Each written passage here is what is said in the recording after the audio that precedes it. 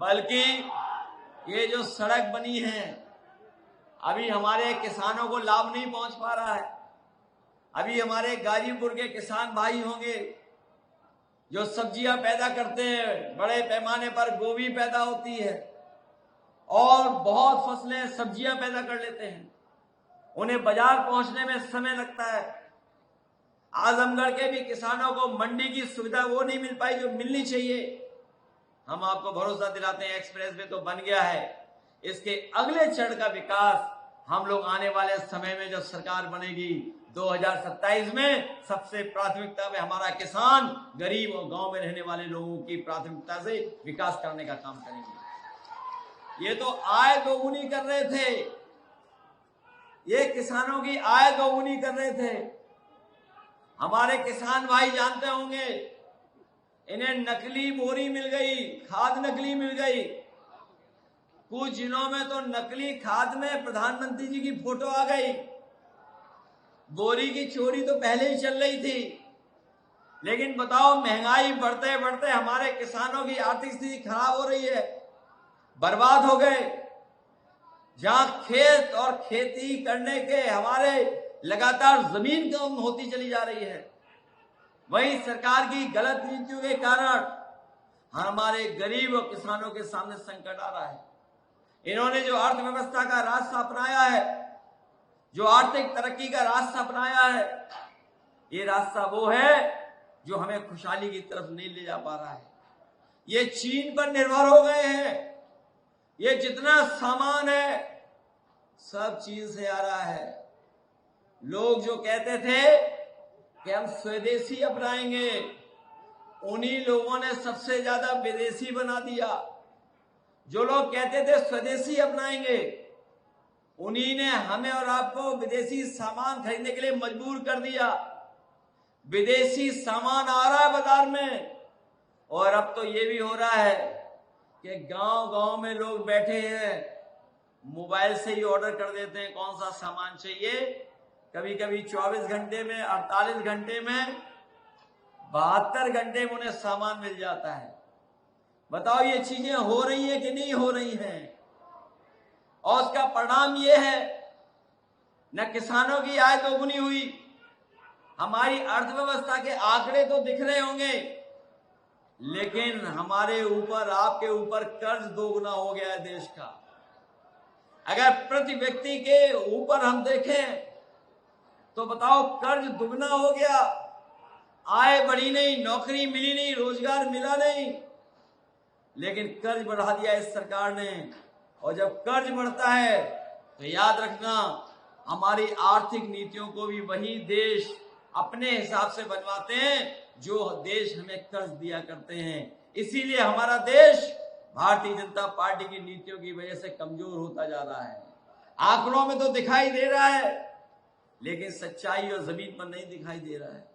इसलिए हम आप सबसे अपील करना चाहते हैं, जो विकास का रास्ता समाजवादियों ने अपनाया, यही खुशहाली का रास्ता है, यही विकास का रास्ता है, यही सामाजिक न्याय के राज की स्थापना के लिए रास्ता खोलता है, यही पीडीए की एकता को और मजबूत करेगा।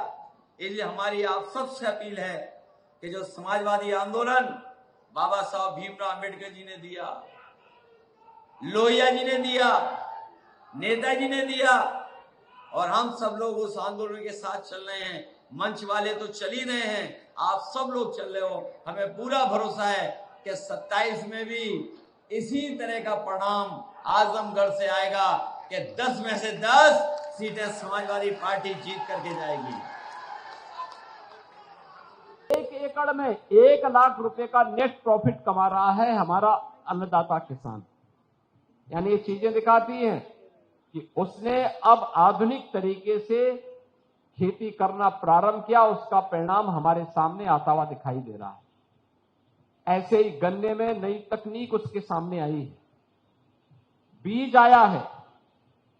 अभी हम लोगों ने इसके लिए कुछ सेंटर ऑफ एक्सीलेंस स्थापित किए हैं, कृषि विज्ञान केंद्र नए तरीके से कार्य कर रहे हैं, और इन्हीं तरीकों को आगे बढ़ाने के लिए अब उद्यान विभाग, वन विभाग और अन्य निजी क्षेत्र के भी सहभागिता के माध्यम से अब हम लोगों ने प्रदेश के अंदर फलदार वृक्ष हो, इमारती लकड़ी के वृक्ष हो, छायादार का हो, पर्यावरण अनुकूलित या फिर मेडिसिन प्लांट का हो, औषधीय वृक्षों के लिए भी व्यापक पैमाने पर कार्य प्रारंभ हुआ।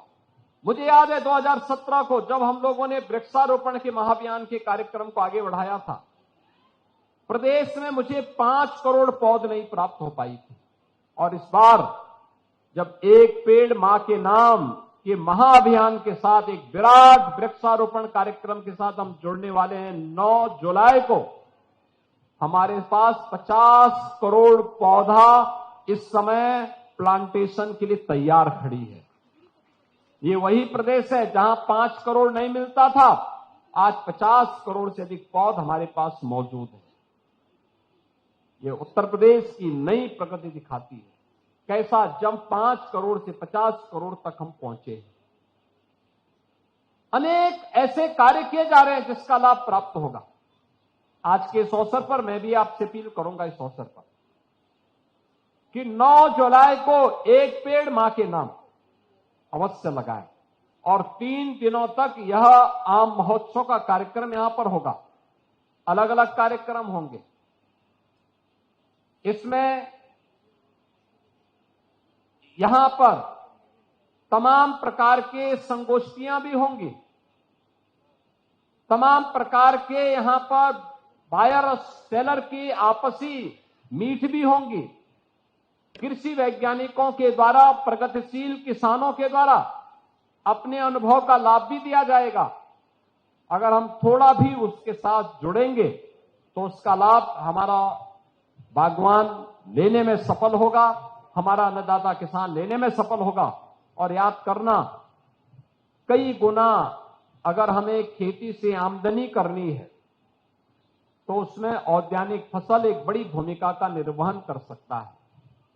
वैल्यू एडिशन के लिए फूड प्रोसेसिंग के साथ हमें जुड़ना पड़ेगा। आज ऐसे अनेक इस क्षेत्र में आने वाले जो इकाइयां हैं वे स्थापित हो रही हैं प्रदेश में, और मेरा विश्वास है इसके माध्यम से हम अपने अन्नदाता किसानों की आमदनी को कई गुना बढ़ाने में सफलता में प्राप्त होगी। इसके लिए हमें अभी से तैयारी करनी होगी। कौन सी फसल हो सकती है जो बागवान के साथ साथ आम की फसल के साथ साथ हम उसके साथ उस खेती को भी आगे बढ़ा सकते हैं। कौन सी ऐसी फसल हो सकती है, इसको लेकर के हमें अभी से कार्य करना होगा, अभी से तैयारी करनी होगी। अतिरिक्त आमदनी कमाने का एक माध्यम हो सकता है, अदरक की खेती हो सकती है, हल्दी की खेती हो सकती है, और भी अन्य तरीके हम इसके माध्यम से अपना सकते हैं। मुझे पूरा विश्वास है कि हमारा अन्नदाता किसान और बागवान इसके लिए अपने आप को तैयार करेगा।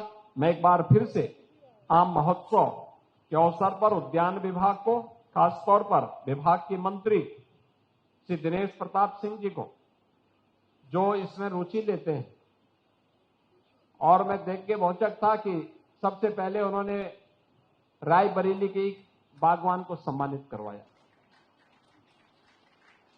पता नहीं रायबरेली में बाग हैं कि नहीं है,